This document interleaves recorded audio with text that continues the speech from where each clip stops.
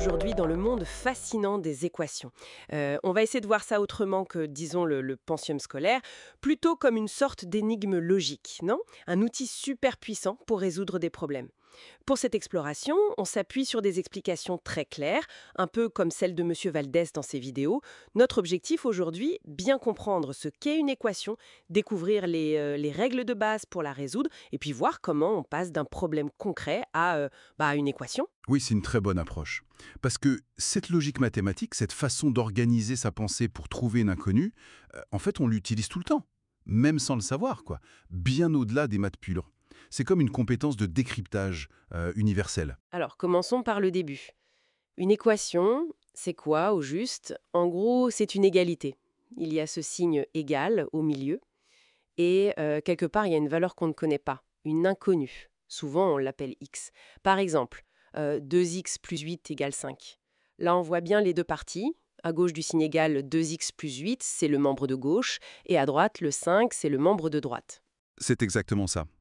Et le but du jeu, si on peut dire, c'est de trouver la solution.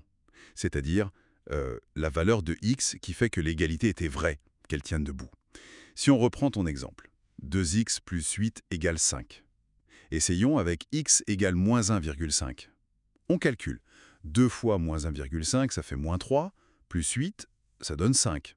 Donc, le membre de gauche vaut 5, le membre de droite, lui, valait déjà 5. C'est égal.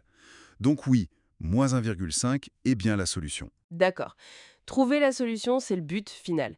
Mais des fois, on nous donne un nombre et on nous demande est-ce que ce nombre est une solution? Comment on vérifie ça rapidement? Ah, ça c'est utile pour vérifier un résultat ou pour tester une hypothèse. C'est simple en fait. On prend le nombre qu'on nous propose. On remplace x par ce nombre dans le membre de gauche et on calcule combien ça fait. Puis on fait pareil avec le membre de droite. On remplace x s'il y en a un et on calcule. Si à la fin on obtient le même résultat des deux côtés, alors bingo, le nombre est solution. Prenons une autre équation, disons x plus 2 égale 2x moins 3. Testons avec le nombre 5. À gauche, 5 plus 2, ça fait 7.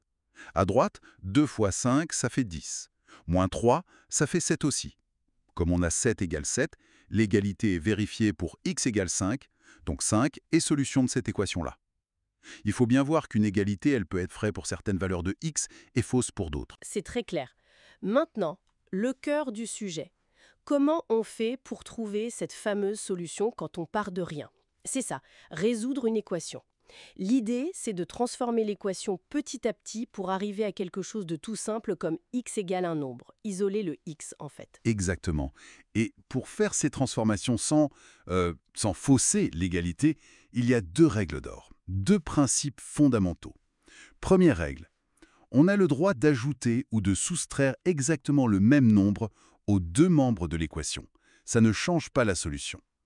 Deuxième règle, on peut aussi multiplier ou diviser les deux membres par le même nombre. Attention, il faut que ce nombre soit différent de 0.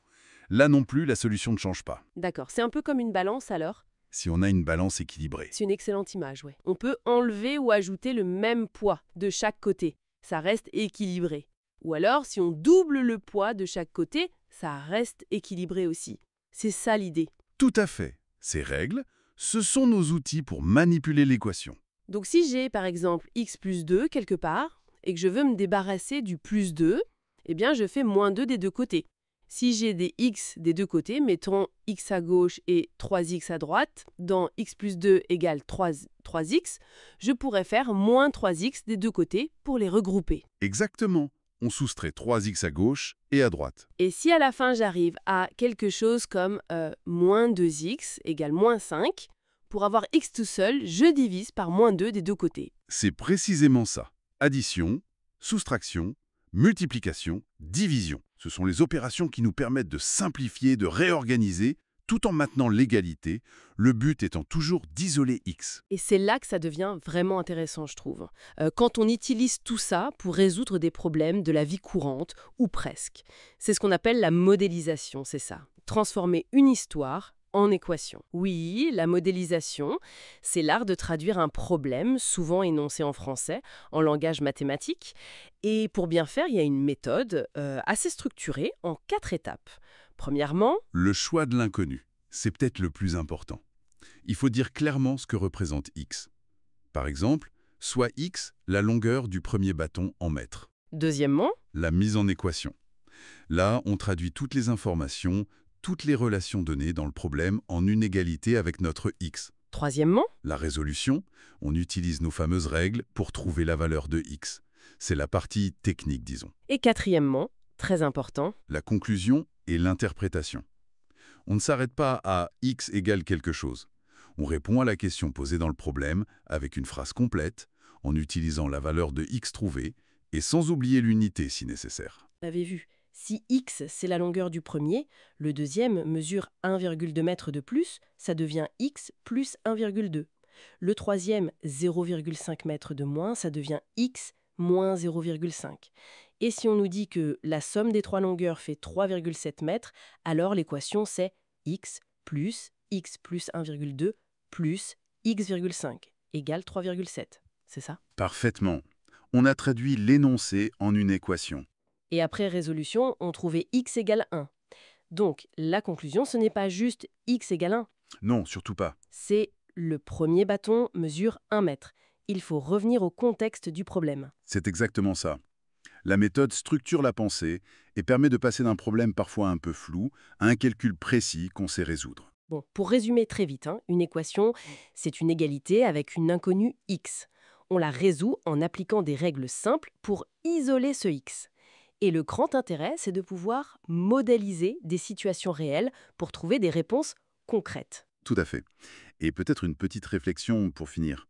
Cette démarche qu'on vient de décrire, identifier l'inconnu clé d'un problème, poser les relations, les contraintes qui existent, et puis chercher la solution par des règles logiques, est-ce que ça ne vous rappelle rien en dehors du maths? Pensez à comment on planifie un projet, comment on cherche la cause d'une panne, comment on essaie de trouver un accord dans une négociation. Finalement, identifier l'inconnu, poser les relations, chercher la solution. N'est-ce pas là une compétence fondamentale, une sorte de mise en équation de la pensée, utile dans presque tous les domaines? Je laisse la question ouverte.